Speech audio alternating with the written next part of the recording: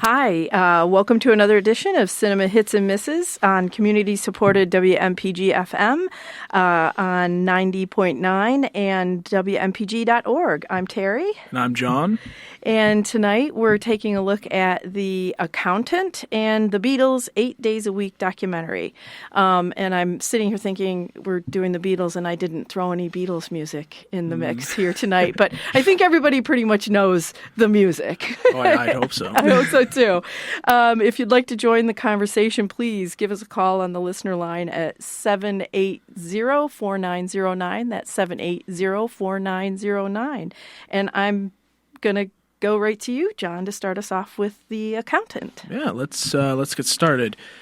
So we are introduced to Christian Wolff, a man born with high-functioning autism and working as an accountant for criminal organizations. He then uses that access to take down said organizations. This catches the attention of Raymond King, the director of financial crimes at the Treasury Department. King recruits analyst Mary Beth Medina to help him track down Wolff, who he calls the accountant. When Wolff learns When Wolff learns from his informer that King is onto him, he is tasked to lay low and do a quote-unquote normal job at a company called Living Robotics. An accounting employee named Dana Cummings has discovered some missing money, and Wolff is asked to check the numbers. When Wolff learns that there is money missing, things begin to spin out of control. Wolff is asked to leave the job, even though it technically isn't finished, which irks him to no end. He then learns that Dana is being hunted down by a mysterious assassin, and there's no clear reason as to why. This sends Wolff out on a quest to find the answers and finish the job he started. And so The Accountant is directed by Gavin O'Connor and stars Ben Affleck, Anna Kendrick, J.K. Simmons, John Bernthal, Jeffrey Tambor, Cynthia Ade Robinson, and John Lithgow. Currently has a 49% on Rotten Tomatoes, and 86% of audiences liked it. And let's see. I'm glad I went.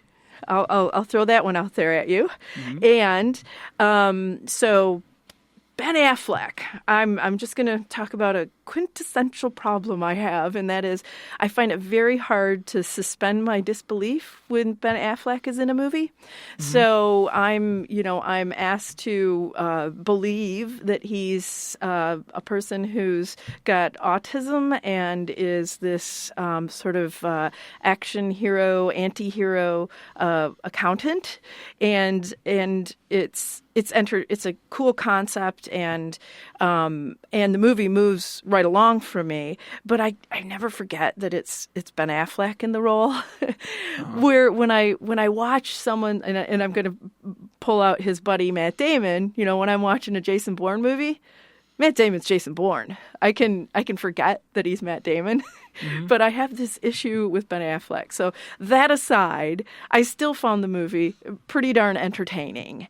The story itself, for me as a moviegoer, I feel like it was really it was very buttoned up and wrapped up with a bow. All those nothing really left for the person watching it to ruminate over. I don't know. What did you think? Yeah, I guess I can understand those criticisms there.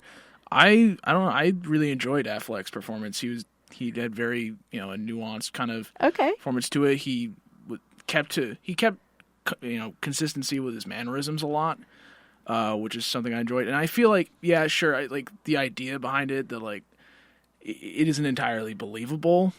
I can understand that, but I think they try to explain that in the movie well enough that like you can buy it. It worked for me. There's that he has that sensory overload thing is like part of his routine. Yeah, just listening to heavy metal, strobe light flashing at him, and like putting some rolling pin on his shin or something. And those were the way his father taught him coping skills, right? So when he was a young boy, his father basically said, we're not going to go to any touchy-feely school to try and deal with your autism. I'm going to throw more than the real world offers at you to help you cope, and which is kind of a twisted kind of way of helping your, and his dad was military, right? Mm-hmm. So taught him some mad, martial arts skills and how to street fight. Yeah. So obviously unorthodox ways of coping with an autistic child was what it was, and which has its own fun little twists in the movie. And we don't want to give anything away because I think that's one of the brilliant parts of this movie is the ultimate ending of the film. But what did you think about the the supporting performances? I thought for the most part they were good. I guess just when it comes from like a story perspective, I think I wish some characters had more to do. Anna Kendrick's a good example. She didn't really have too much to do. John Lithgow kind of just, played a certain role. It felt like some had more to do than others. J.K. Simmons was kind of an exposition dump. What else? I'm trying to think. I like John Bernthal. I mean, you can't. Yeah, he fits that role well. He does. He's obviously not entirely playing his Punisher character from the Daredevil series, but it gives it like a more, I guess, lighthearted, humorous twist to it. Yeah. So I thought the supporting cast, they did good. I think Affleck, to me, stood out above the rest. But, I mean, it doesn't mean, give this man an Oscar kind of No, it was entertainment. I mean, clearly, it was a good story, entertaining, moved along great. Anna Kendrick, she's the one who gives him the human side, right? She's there to give him something to care about beyond, just the next job and gets him way out of his comfort zone, right? Yeah, their interactions are pretty funny. Yeah, they are. Just because, he is awkward, awkward with social interactions. Yeah. He studies the interactions, right? He has to figure out what is the appropriate, sarcasm, humor. He doesn't feel any of them, but he can recognize when those sort of sarcastic or adding humor or whatever, when it's warranted. Like he can tell from other people's signs, but so he can respond sort of appropriately, but it's nothing he feels deeply, right? When he says, have a nice day or something, that it really doesn't mean have a nice day. And Anna Kendrick, okay, so I always like it when there's, they throw a, female character in there and she can handle herself. She does all right, there's a good action scene where they try and get her. The bad guys try and get her, and she works with what she can. She's not entirely a damsel in distress. She is not entirely a damsel in distress. And what I really love about Anna Kendrick is I have no idea how old she is until I go and I look her up on, until I go to the Google and figure it out. Because she could play anyway. She can play like a high school kid. Right? Believably. Yeah, I still believe it. Believe it or not, she's 31 years old, which I found intensely surprising. She doesn't ever look that old or really play anyone that's really a 30-something or anything like that. But so good for her. I think that means she's going to have a really nice long career.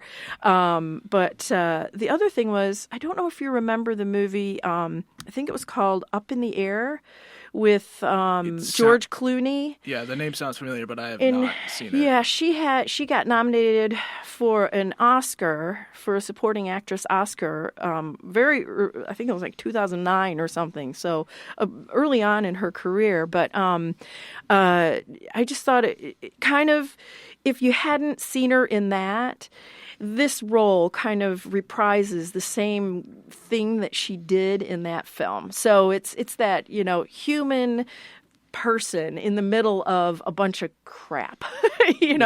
She does that really well. So I did like Anna.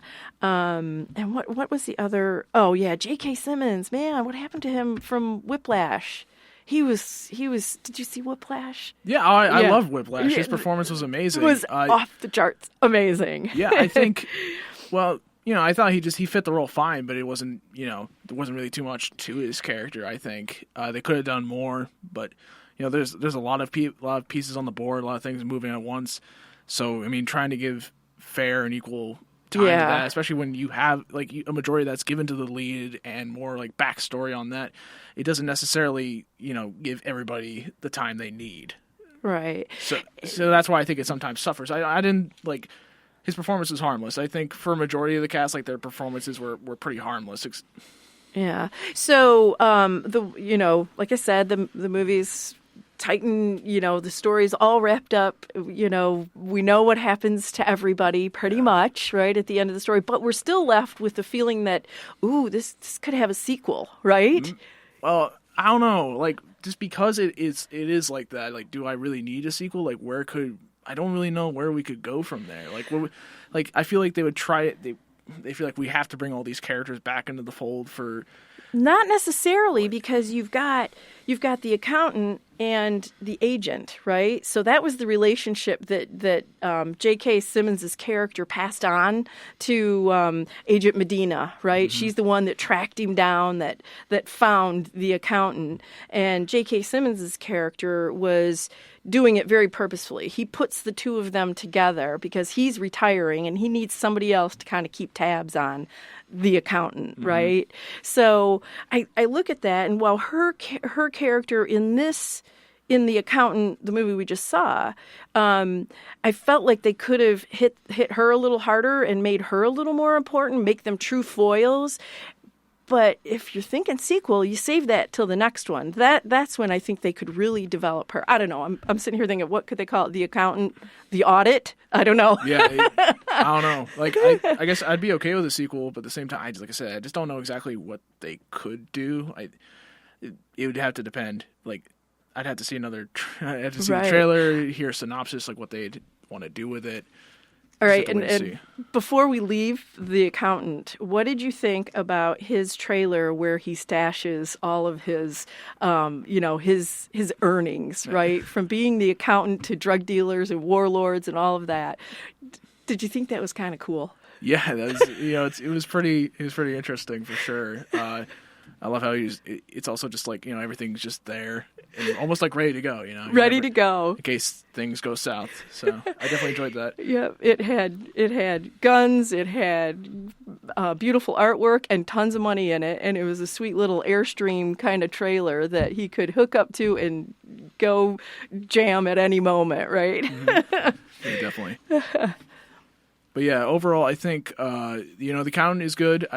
I don't necessarily agree with the Rotten Tomatoes percentage, but I can understand why. I think if you're looking for a good drama with some good performances, I think, and decent action too, I think you'll enjoy The Accountant for sure. Yeah, I think it's his best work. I think Ben Affleck, it's probably his best work in a while. I didn't see Batman versus Superman.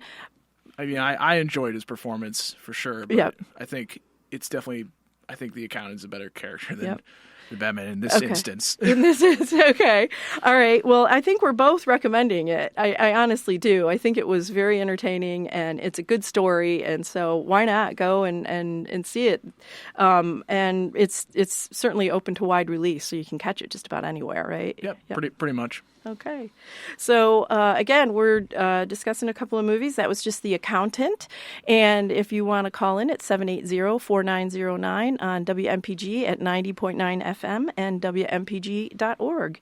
And we're going on to The Beatles, 8 days a week, the touring years. Ron Howard's documentary for Hulu Films takes us back to the early days of the Beatles, with footage from some of their first performances in small venues like Liverpool's once iconic Cavern Club, and culminates with their final live performance in 1969 atop the roof of the Apple Corps building in London. This documentary is pieced together with the cooperation of Paul McCartney, Ringo Starr, Yoko Ono, and George Harrison's widow. The film includes live interview material from Paul and Ringo, as well as existing interview material from John Lennon and George Harrison. All of it gives context to what the Beatles themselves were experiencing as bandmates, friends, and individuals while touring. The external perspectives are provided by folks like Elvis Costello, Whoopi Goldberg, Sigourney Weaver, historian Kitty Oliver, and radio broadcaster Larry Kane, who all experienced firsthand the Beatlemania phenomenon. It's filled with vintage concert footage and audio. The Beatles, 8 days a week, is a sensory time travel during the Beatles' only touring years. It's available for streaming on Hulu and currently playing at the Nick here in Portland, but I'm not sure how much longer it's there. So you might want to take advantage of the free subscription on Hulu. I think they have one that lasts for like 7 days. Yeah, and it's a week trial. Week trial, right. What'd you think, John? I really enjoyed it. Now, obviously, I did not grow up with the Beatles per se. I didn't experience Beatlemania, but... So wait, I'm going to interrupt John right now. He says obviously because I'm looking across and he looks like a kid. Whoa. Okay, so for you folks out there in Radio Land, obviously means he's pretty young. Yeah, but I mean, I do appreciate their music. I was exposed to that long beforehand, and it was just fantastic. I haven't listened to the Beatles in a while, and just listened to that again. I'm like, this is really good stuff. They're timeless to me. Like, they're timeless musicians, and you could definitely see that how much they've inspired musicians around the globe, just the world in general. It was great just to watch it and get a better understanding. Now, like I said, I didn't really fully understand how Beatlemania was. I knew it was just crazy. Like, that's what I understood. It just skyrocket, went out of control, blah blah blah. But it was just cool to understand that angle and how there would just be obnoxious screaming the whole time at most concerts. And I mean, I would not want to experience those concerts now because I'd want to hear it for the music. And that's how they felt too, in some instances. Yeah. But overall, I thought this was fantastic. I think those who love the Beatles will really enjoy this. I know a couple people who've seen it and they said they really enjoyed it as well. Yeah. I don't know that it is going to bring to light anything a true Beatles fan doesn't already know.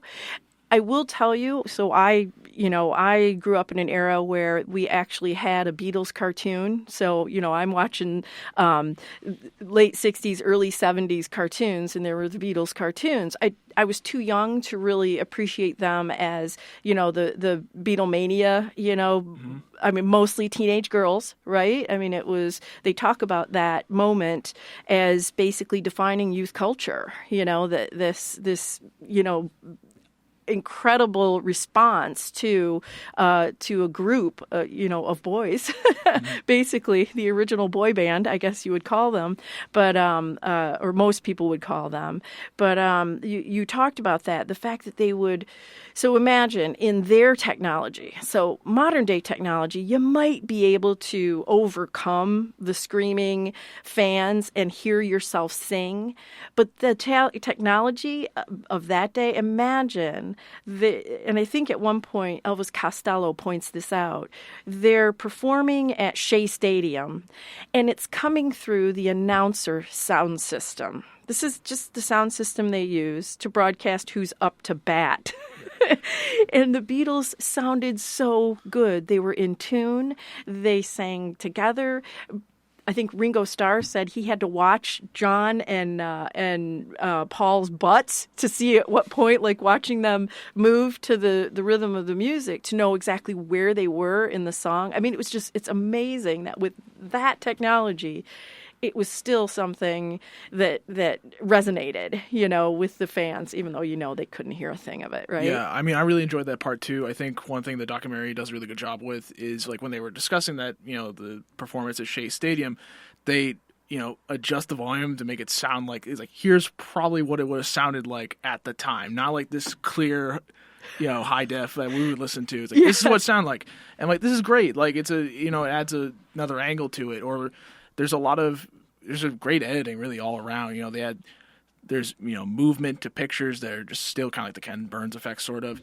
They add their own drawings to it. It made it a very engaging story. It wasn't, they could have just gone oh well, this happened and then this. They could have made it a bit I guess dull. I mean, but it's hard to make the Beatles dull. But I'm just saying there's always when it comes to storytelling, you could always there's a right way and a wrong way to make it. But it was entertaining. I really enjoyed it. The perspectives they added, the variety of perspectives.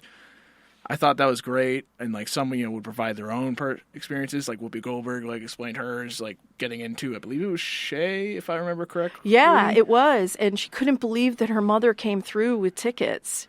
Yeah, so I mean it was great just to hear a variety of people, or even the reporter who followed them. My I never gosh. knew about this. Yeah, that was Larry Kane. Yeah, so I imagine that must have been one heck of a ride. Well, it's interesting because Larry Kane has written many books after he experienced that and remained a friend of the Beatles and probably still is today for Ringo and Paul. But he actually helped Yoko write the John Lennon story, basically. I mean, he really was a friend to these guys, and I thought that was an interesting thing too. They had very few people handling them. They basically had Brian Epstein, their manager, and George Martin, or is it George Martin? Martin, the guy who was their producer in the studio. And they pretty much let them do what they wanted to do, and genius at that, right? Yeah, I mean, it was also just great to see the evolution of their music. I mean, obviously, we have all of it, but it was just cool just to experience, like, here's how it was at the beginning, here's where they were at the end of their touring years when they got to do more of what they really wanted to do, and you got Sgt. Pepper's as a result from that, and that's a great album. So yes, and even I think the documentary. Here's one thing that the documentary sort of opened my eyes to was that we probably would not have had the Sgt. Pepper, the White Album, and anything that came after. So clearly they hit the stage in 1962, and they stopped touring really in 1966, basically. They were done touring. They did a final live performance in 1969, but after 66, they were done touring. And because it was so bad at the end, I think Paul McCartney said at one point, it was fun and simple in the beginning, and then because of the hysteria and that it wasn't about the music when they were at Shea Stadium, because people couldn't really hear them. So clearly it was about them as more of a freakish phenomenon than it was about them as musicians. And so they had to basically stop touring in order to focus on their music and really come out with their best stuff, right? Like you said, Sgt. Pepper. The other thing was the political sort of relevance of them. Without them really doing much for it to come to light, the segregation part. I don't know if you remember that. Yeah, I remember that part. Yeah. I think, that's definitely another angle they show with is just how they just affected the world in general, and how they would just give their opinions and just like, this is how we believe, we're all human beings. That's how it should be. There shouldn't be segregation. And that is certainly, it's cool that they show that angle as well. They simply, like I said, they could have just done, here are the concerts. And that's the other thing too. So I guess all the performances were like remastered in color, if I'm correct. I don't know. That's when I was watching with my friend Ryan. He was losing his mind, like screaming, like, "This is in color!" I'm like, what? I'm like, "Oh, really?" And I mean, granted, like when you haven't seen the footage before, you can just only assume like that's what it was. So, yeah. So that was it was really neat. It was remastered, beautifully. For all the performances that were shown. Totally agree. There were some parts where believe it or not, with this vintage footage, having a high def TV really, I'm like, oh my gosh, I've never seen. I'm a big fan of John Lennon, and he was so alive, and it was so bittersweet too, because you're getting the live interviews of Paul McCartney and Ringo Starr, but to hear John Lennon really talk fondly and reminiscing about the fun days that they had at the beginning, was really bittersweet, because, he's no longer with us. Same thing with George Harrison. They talked about very simplistically about how much fun it was, and it was to them always about the music. And it only got kind of complicated when the touring really got in the way of the music. But sort of going back to the political thing, when you were saying, they would just say, "Hey, segregation is bad." Well, in the context of they were on their way to stadiums or concert venues where it was segregated in the venue, and they said, "Yeah, we're not going to. That's ridiculous. We're not going to play a venue where there's segregation." And it was just no brainer, right? Why does that need to be segregated? And there were no issues, were there?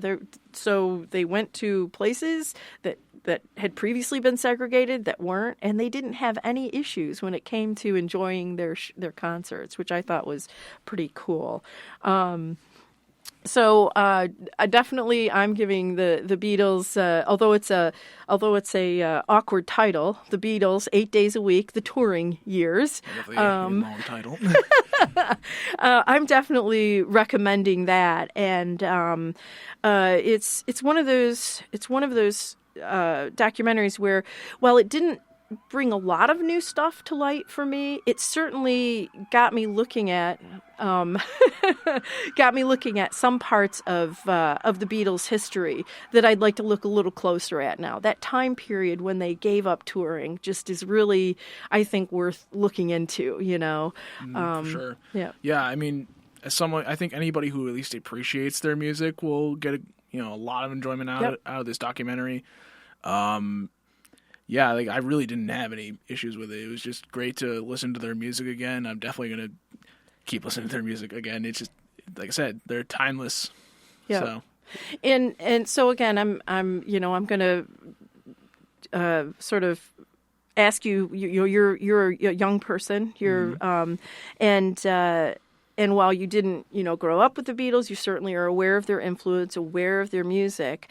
Some people have said, like they've interviewed sports, young sports stars and things like that. And they're like, I don't know who Paul McCartney is. I don't know who some of these people are. Again, different worlds. Yeah, but sure. But do you think it helps when someone like a Kanye West or a Jay-Z or somebody like that is collaborating with Paul McCartney to continue to sort of bring the Beatles along and continue to make them relevant for younger people? Does that help? I imagine it would to a certain extent. I mean, but since like I said, I knew them, it didn't change my influence. Hey, I'm now going to listen to their music all of a sudden. I remember online people would be like, "Wait, who's this Paul McCartney guy?" And I'm like kind of just sitting there like, you got to be kidding me, right? But I think for sure, yeah, it definitely could bring attention to it, and hopefully it would bring in some more fans. Yeah, to, at least appreciate their music. Like I said, the Beatles, like I said, they're timeless, and they're definitely worth listening to at least once. Exactly. Just like this documentary is worth a watch at least once. So I think we just went over two movies, The Accountant and The Beatles, 8 days a week, and I think both John and I say go see them if you get a chance. For sure. And that's pretty much it for Cinema Hits and Misses, and we'll be talking to you next week at the same time. Thank you.